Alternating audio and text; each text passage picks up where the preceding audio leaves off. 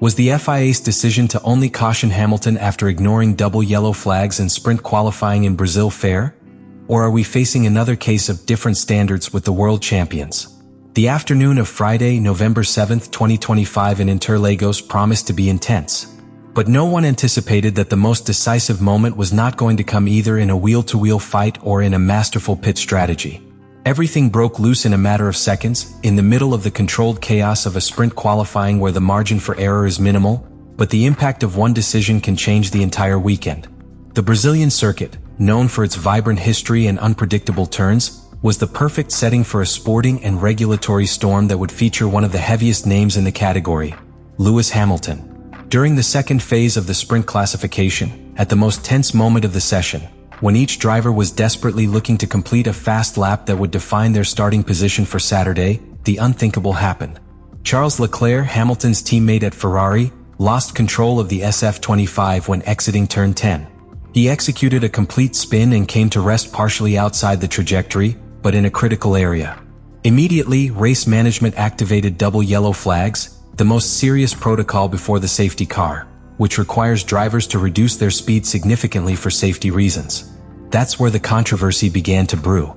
Hamilton was right behind, looking to cross the finish line in time to attempt a last flying lap, which in itself was a maneuver at the limit. Upon reaching the area of the incident, instead of visibly slowing down, it passed at a speed that, at least in terms of time and visual perception, did not seem consistent with what the regulations require under those conditions. The onboard cameras did not leave room for many doubts. There was no obvious braking nor a pronounced evasive maneuver. Immediately, suspicions began. The images circulated among engineers, team managers, and media in the paddock, and soon the FIA announced a formal investigation. What raised the tension even more was the character involved.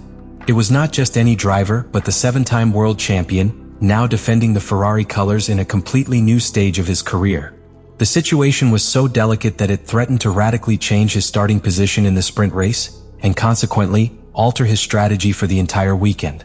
Social networks exploded, comparisons with past decisions did not take long to arrive, and the pressure on the commissioners increased minute by minute. In this type of sprint sessions, where there is only one prior practice and the classification is resolved quickly, the drivers drive on the edge with the urgency of obtaining results in a very short time. This pressure generates more errors and requires faster reactions, both from the drivers and the marshals. But it also creates room for controversy. Hamilton not only passed the incident area without clearly taking his foot off the accelerator, but he did so by setting a personal best time in that mini-sector, something that could hardly be argued as a significant reduction. And this is where the scene takes on greater weight. It wasn't just a question of whether Hamilton had braked enough. It was about how closely the regulations were going to be applied, whether the guidelines would be followed to the letter or whether, once again, there would be room for interpretation. The question began to float strongly in the air at Interlagos. Would there be the same criteria if it were a lower-profile pilot? Or would the weight of Ferrari's name and red shirt tip the balance in a different direction? What was at stake was not just the starting grid. It was the coherence of the FIA. It was the confidence of the paddock that sporting justice does not depend on the surname or the team. The decision that would come would not only mark the Brazilian weekend. It would be a message, one with implications that went far beyond an ordinary Friday in Formula One. When Lewis Hamilton's name appears on an official FIA document, every word carries weight. And this time he did it more than ever. What began as a routine analysis ended up becoming one of the most detailed investigation processes so far in the 2025 season. The stewards not only reviewed television images and telemetry of car 44, they also called an audience with the British driver, analyzed each frame of his onboard, studied the data from the official FIA timing system, and contrasted his testimony with the exact sequence of activation of the circuit lights. And that was where the story began to veer into much grayer territory. The panel of double yellow lights came on the left side of the track just as Hamilton turned into turn 10, facing the right side of the track. The time margin was minimal, almost imperceptible on a human level. There was no yellow light visible for more than a second, just a fraction. The position of the car, the natural trajectory of the turn, and the visual attention of the driver meant that, according to the steward's interpretation, it was not clearly visible from their immediate perspective. Hamilton maintained during the hearing that he did not notice the warning panel. That statement was partially supported by onboard images. The light turned on just when the nose of the car was already pointing in the opposite direction. But the defense did not end there. Because even if he had not seen the sign, he did admit to having seen Leclerc's Ferrari stopped on the side of the track. And that, in regulatory terms, already forced him to significantly reduce speed. And here comes the most critical piece of the puzzle: telemetry. Because it doesn't matter so much what a driver says or feels, but what the car registers. The SF-25 sensors revealed an acceleration sequence that did not coincide with a precautionary maneuver.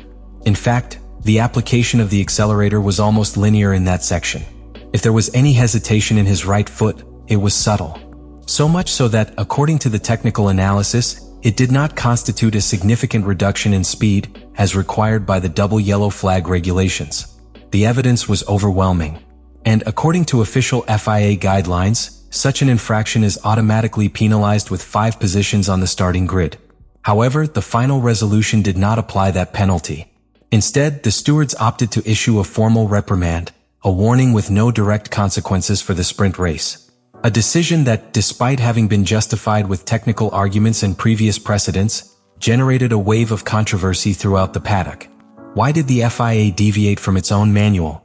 According to the official statement, the key was a combination of extenuating circumstances and consistency with past decisions. The stewards argued that in situations with an extremely short time window like the one Hamilton faced, a caution has been applied instead of the standard penalty. The premise was that the pilot had no reasonable time to see the signal, process it, and act. But here the reasoning becomes more fragile. Because it wasn't just about not seeing a light, that it was about interpreting the environment. A car stopped on the track, a compromised sector, a context of obvious danger. And despite all that, Hamilton didn't slow down enough. The most controversial of all was that, in terms of timing, he achieved his personal best time in that mini-sector, making it clear that the risk did not alter his speed in the slightest. The decision was made. But the feeling it left was one of ambiguity, a warning sign for all teams. Because if the regulations can be interpreted with such flexibility based on seconds, trajectories, and glances, then each case can be shaped according to the narrative of the moment. And that, in a championship that is decided by thousands, can make a difference as big as a victory or a loss. The background doesn't help. Hamilton himself had already been penalized this year for a similar foul at the Dutch Grand Prix, and this time the sanction was exemplary: 5 positions on the grid. What changed between one case and another? Why, in the face of an infraction that the FIA itself recognized as such, was the same punishment not applied? The official response points to an extenuating circumstance, that Hamilton had little time to react. But telemetry data shows that he did not significantly take his foot off the accelerator, and that he even set a personal best time in the incident area. So how does the argument hold up? A concrete way to expand it is to delve into the impact that Leclerc's maneuver had on the development of the classification, showing that this incident was not a simple isolated spin, but a trigger for a chain of sporting, media, and regulatory consequences. This includes exploring how Leclerc's mistake not only affected his lap, but changed the dynamics of the entire SQ2, introducing an element of chaos that caught Hamilton right in his strategic blind spot. Presenting the general context of the route, the curve where the incident occurred, the driving style that Interlagos requires, and how that section is usually critical in terms of visibility and quick decision-making, can reinforce credibility and enrich the narrative atmosphere. Let me know in the comments what you think about all this.